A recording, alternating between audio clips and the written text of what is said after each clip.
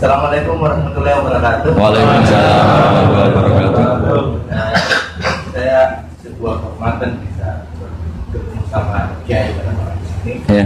Sebenarnya saya baru kenal Kiai itu 3 minggu yang lalu lewat YouTube. Ya, ya. Ada yang kirim di FB saya, walaupun dengan komentar yang agak mirip lah. Iya, iya. Kalau nggak salah waktu itu Pak Kiai membahas masalah perang Handar, Iya. yang mengatakan bahwa Nabi itu waktu itu santai saja, tidak tahu apa-apa, tapi Iya. ada Salman yang menyampaikan ini. Iya. Terus komentarnya netizen anak-anak. Tapi pertanyaan saya itu bukan itu, Pak. Iya, iya, iya, gimana? Pertanyaan saya itu, saya tertarik kenapa cara pasang sokopnya itu ada rapet di. Iya, iya. Iya, iya, iya.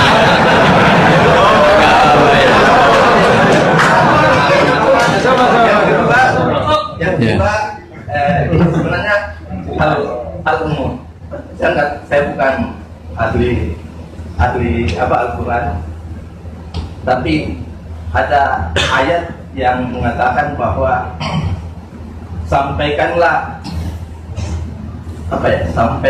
Dari aku meskipun satu ayat itu enggak. walaupun itu cuma satu ayat. Dari aku balighu anni walau ayat. Nah, yang itu menurut saya menjadi dengan dunia medsos saat ini, Ya. orang yang betul-betul mungkin bukan cuma sekedar satu ayat, cuma satu kata, Yeah. itu di broadcast yang mungkin Oh ya. memacu perdebatan. Ya, ya. Makanya ini begini, namanya siapa? Sulaiman. Begini aja, ini saya jawab. Tapi ini ringan, sama relax saja santai. Jadi memang tradisi ulama sama masyarakat itu beda. Jadi kalau Nabi dikatakan tidak tahu dalam konteks tertentu itu malah madh. Madh itu memuji. Karena tadi syaratnya Nabi harus ummi. Ummi itu kan keibu-ibuan. Jadi kalau Nabi tahu itu nanti seakan-akan dia itu dikawal oleh ilmunya. Padahal Nabi itu dikawal oleh nubuwah. Ini bedanya Nabi sama ndak. Jadi Nabi di Quran itu biasa ada kata makun tatadri mal kitabu walal iman. Terjemahnya kan kamu tidak tahu. Kanjeng Nabi biasa didhawuhi Allah makun tatadri mal kitabu walal iman. Kamu itu tidak tahu apa itu kitab. Tapi itu sifat madh. Sifat apa? Madh. Madh itu memuji. Kenapa itu jadi pujian? Karena Nabi kalau sudah tahu urusan sesuatu nanti jadi ilmu tandingan menandingi wahyu.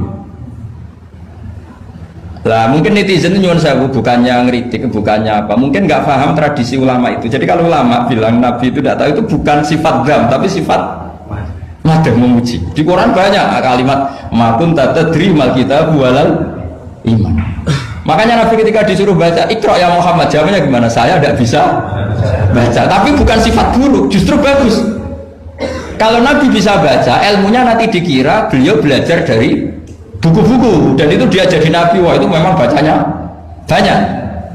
Clear ya ini ya, supaya nggak salah paham. Jadi dikatakan tidak tahu kalau Nabi itu bagus, madh. Nggak bisa baca juga madh, sifat pujian. Kalau kamu udah bisa baca, buruk sekali. Itu jelas. Ya kan, tahu semua kan, ketika Nabi disuruh baca bilang apa? Saya tidak bisa baca, tapi itu bagus.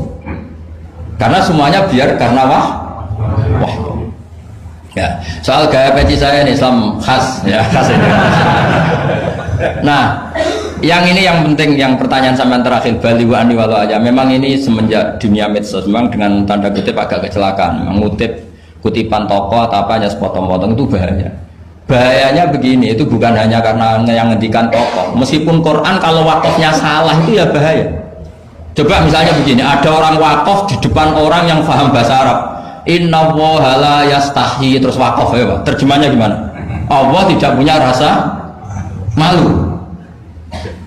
Sehingga di ilmu Quran itu diaturkan ada wakaf yang haram, yaitu wakaf yang rusak makna. Harus diteruskan inna woha la yastahi ayyadriba matalam ma ba'u. Allah tidak malu bikin perumpamaan sekecil apapun makhluk itu. Misalnya buat perumpamaan dengan nyamuk. Coba kalau bacanya satu ayat terpotong, inna woha la yastahi, Allah tidak. Nah, bayangkan didengar orang yang paham bahasa Arab. Jadi problem kita adalah kadang ngutip ya gitu. Jadi apa ya tadi belum mendengarin kompletnya ngaji. Jadi kalau ada ulama bilang Nabi tidak tahu itu sebenarnya made itu ngelem karena memang begitu. Makanya Allah bilang apa? Ma kunta tadri mal kitab walal iman. Muhammad kamu tidak tahu apa yang maknanya kitab, maknanya iman.